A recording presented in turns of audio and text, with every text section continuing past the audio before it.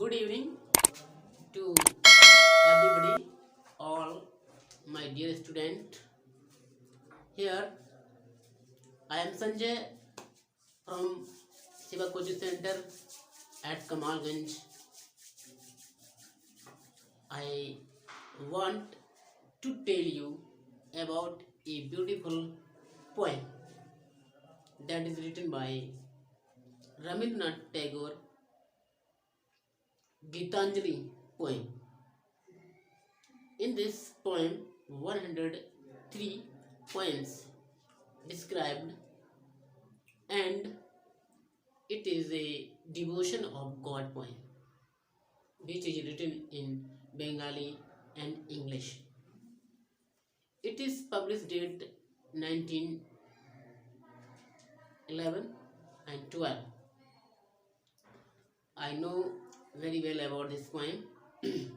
I have read in MA classes and BA classes, and this syllabus is available in the course of any competition in English literature. However, you may read, and you have to face PGT, TGT, LT NET, GIC, any competition. If you prepare, you will have to read this poem. Very attractive poem, very devotional poem. This is love. This is God love. Here describe many things. तो आइएगा, हम आपको बहुत ही शानदार एक रविंद्रनाथ ने एक जो पोएम लिखी है इसके बारे में हम आपको जानकारी दे रहे हैं। क्या गीतांजलि से ये पोएम ली है, यहाँ पे देखिएगा। गीतांजलि सॉन्ग नंबर 11 है इसका। ये इसका टाइटल है leave this chanting. Leave this chanting का मतलब होता है मंत्र भजन करना, मंत्र जाप करना। तो ये जो गीतांजलि पोएम है इसके बारे में हम पहले बात बताएंगे। पहले हम जान लेते हैं कि रविंद्रनाथ का जन्म कब हुआ था। उनका जन्म हुआ था, देखिएगा, 1861 में हुआ था। 6 मई 1861 का उनका जन्म हुआ था। वो भी एक ब्राह्मण फैमिली से बिलोंग करते थे, अच्छी खाते थे, इनका माइंड बहुत ही अच्छा चलता था। He is a greatest person and he was born in 6 May 1861। और इनका जो गीतांजलि कलेक्शन है इसमें 103 पॉइंट हैं, 103 पॉइंट्स हैं। और इस गीतांजलि को पब्लिश 1910 में पहली बार प्रकाशित किया गया था। गीतांजलि को 1910 में पहली बार प्रकाशित किया गया था और फर्स्ट पब्लिश्ड, और 1912 को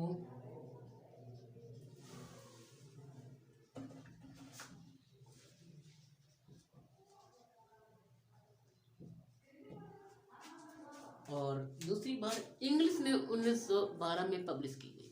पहला कलेक्शन इसका आया था 1910 में, इसको बंगाली में प्रकाशित किया गया था। 1912 में इसको इंग्लिश में पब्लिश किया गया था। और रविंद्रनाथ टैगोर को इसके लिए एक साहित्य नोबेल पुरस्कार मिला था इंग्लिश लिटरेचर का। इसी पे देखिए वो मिला था 1913 को रविंद्रनाथ टैगोर को साहित्य पुरस्कार मिला इसके लिए, क्योंकि बहुत अच्छी पोएम लिखी है गीतांजलि। उसी का एक टाइटल हम आपको बता रहे हैं, लीव दिस चैंटिंग। ये टाइटल का सॉन्ग नंबर 11 है। आइए हम चलते हैं, देखते हैं कैसी पोएम है, किस तरीके से हम पढ़ते हैं। ये किसी भी कंपटीशन के लिए बहुत ही फायदेमंद है। तो देखिएगा, लीव दिस चैंटिंग, देखिए बहुत ही खूबसूरत पोएम बता रहा, leave this chanting. Leave means होता है छोड़ दो, चैंटिंग मीन्स भजन मंत्र, छोड़ दो भजन मंत्र करना, ठीक। एंड सिंगिंग, भजन मंत्र को छोड़ दो, गाना छोड़ दो। आप जो भजन गा रहे हैं आप उनको गाना छोड़ दें, कोई बेनिफिट नहीं है।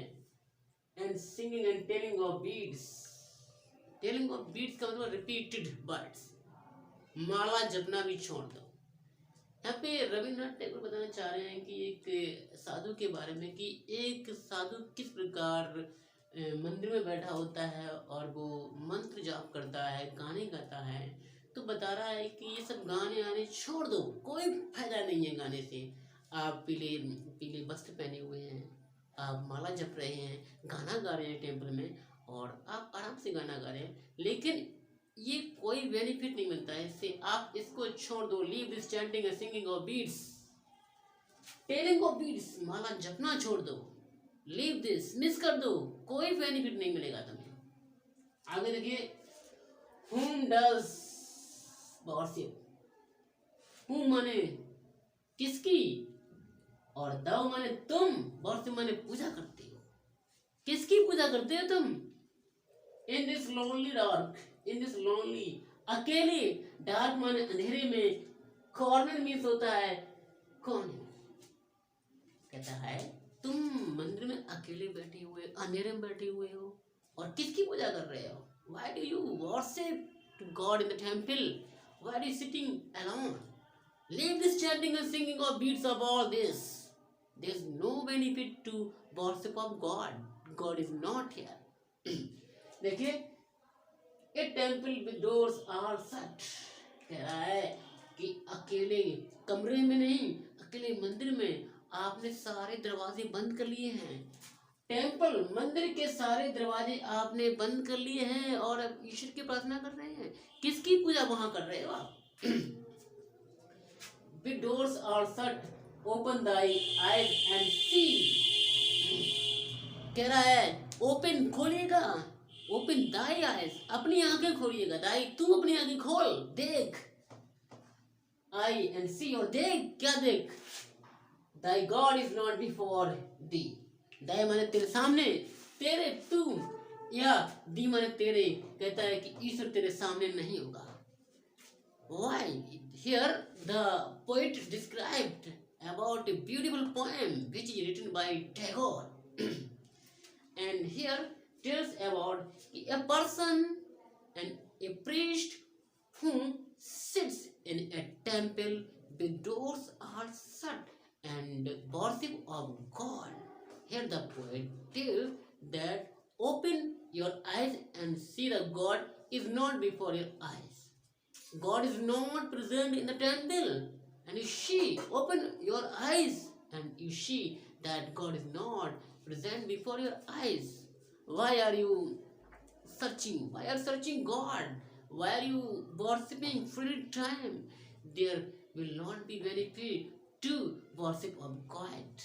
Why do you sit in the temple? No, you should not sit in the temple of God. You should not pray for God. No, never. Because whenever you sit in the temple and see the God and you worship of God and open your eyes and you see that God is not present at your eyes. यहाँ पे बताना चाह रहा है कि आप अकेले बैठे हुए हैं रूम में या मंदिर में बैठे हुए हैं, तो आप पूजा कर रहे हैं ईश्वर की। क्या आपके सामने ईश्वर है? नहीं हो सकता है ना। आप फालतू में माला जप रहे हैं, मंत्र भजन कर रहे हैं, ये क्या है? जब तक काम अच्छे नहीं करोगे ना, तब तक पूजा करना ही बेकार है। कहा जाता है वर्क इज वर्शिप। तो देखिएगा, बता रहे हैं कि ईश्वर आपका, जब आप आंखें खोलेंगे ना, तो ईश्वर आपके सामने नहीं होगा। और देखिए कितनी अच्छी बात कर रहा है, He is there, there, क्या बात है, He is there। ये ही वर्ड किसके लिए आ रहा है? ईश्वर के लिए आ रहा है। He is there, वो कहाँ है? Where, जहाँ। टिलर, टिलर मीन्स होता है किसान, फार्मर। टिलर मीन्स क्या होता है? किसान होता है। देखिए, टिलर का अर्थ होता है टिलर, हम कह सकते हैं फार्मर, या पैशनेट कह सकते हैं आराम से। टिलर होता है किसान। इस टिलिंग, टिलिंग मीन्स होता है जोतना, टिलिंग मीन्स जोतना होता है। देखिए टिलिंग कह सकते हैं प्लो। तो कह रहा है ईश्वर वहां है जहां पे किसान क्या कर रहे हैं, द हार्ड ग्राउंड, कठोर भूमि को जोत रहे हैं, जहां पे कृषक कठोर भूमि को जोत रहे हैं। And bear the path maker, और जहां पे पैथ मेकर होता है पत्थर को तोड़ने वाले, रास्ते को बनाने वाले, बताना चाह रहा है कि ईश्वर कहाँ है। He is there, he is there where the farmer is tilling his field, the farmer is tilling his field and plowing his field, he is there, वो वहाँ है ईश्वर। ईश्वर is not present in the temple, there you are worshipping, there is no available Ishwar there, God is present there where there is sky, what there is where tiller is tilling the hard ground. देखिए यहाँ पे tiller का अपने जोतने से लिया गया है, हमेशा ध्यान रखना। टिल होता है जोतना और प्लो माने भी जोतना होता है, इसमें क्या फर्क होता है देखिए। तो टिल हम जब खेत जोतते हैं अपना उपाने के लिए, उपजाने के लिए, खेत को जोतेंगे तो हम वहाँ प्लो का प्रयोग करते हैं। जब किसी मजबूत चीज को उखाड़ते हैं, जोतते हैं, तो वहां पे हम टिलिंग का प्रयोग करते हैं। दिस इज डिफरेंट, ये होता है असली मीनिंग। हार्ड ग्राउंड, वहां पे किसान हार्ड ग्राउंड खेतों को जोत रहे हैं। Where the path maker, path maker होता है जो रास्ते को तोड़ते हैं, रोड बनाते हैं, उनको कहते हैं हार्ड वर्कर, लेबर कहते हैं। कहता है इस ब्रेकिंग, और जहाँ पे पैथ मेकर क्या कर रहे हैं, इस ब्रेकिंग में तोड़ रहे हैं। क्या तोड़ रहे हैं देखिए, स्टोन्स, पत्थर को तोड़ रहे हैं। Here the poets describe about a beautiful poem written by Rabindranath Tagore. God is there where the pathmaker is breaking the stone, and God is there present where the tiller is tilling the hard ground. God is not there where the person who sits in the temple and all the doors shut and worship of God, there is no God there. देखिएगा, He is with them, वो उनके साथ है। ईश्वर किनके साथ है देखिए, इन सन and sober, जो धूप में, सन होता है धूप, जो धूप में क्या कर रहे हैं, सोवर माने बौछारों में, चाहे धूप हो, चाहे बौछार हो, चाहे सर्दी गर्मी हो, वो ब्रेकिंग कर रहे हैं स्टोन्स को। ईश्वर वहां प्रेजेंट है। And garments is covered with dust, उनके क्या है, कपड़े इतने गंदे हो गए हैं डस्ट से। गारमेंट होता है कपड़े, डस्ट में मिट्टी से सन गए, कवर्ड हमारे लिपट गए, उनके कपड़े मिट्टी से सन गए हैं। पत्थर को तोड़ा है, खेत को जोतते हैं तो कपड़े जो गंदे हो जाते हैं, वो क्या होता है, वहीं पे बता रहे हैं कि ईश्वर होता है, वही ईश्वर होता है। सत्य माने वास्तव में गॉड इज एवरीवेयर, गॉड हर जगह है, God is present everywhere. Loves God, हमें we should pray for God, हमें ईश्वर से प्रार्थना करनी चाहिए। तो यहाँ पे एक शानदार पोएम है जो मैंने आपको पहले पार्ट में बताई है। अगला जो इसका सॉन्ग नंबर होगा वो हम आपको अगले वीडियो में बनाएंगे। और यहाँ पे आप देख सकते हैं लिटरेचर की क्लास लगती है, चाहे वो 9th की क्लास हो, 11th की हो, 10th की हो, 12th की हो, VA क्लासेस हो, MA क्लासेस हो, किसी भी क्लास की कोचिंग आप यहाँ ज्वाइन कर सकते हैं।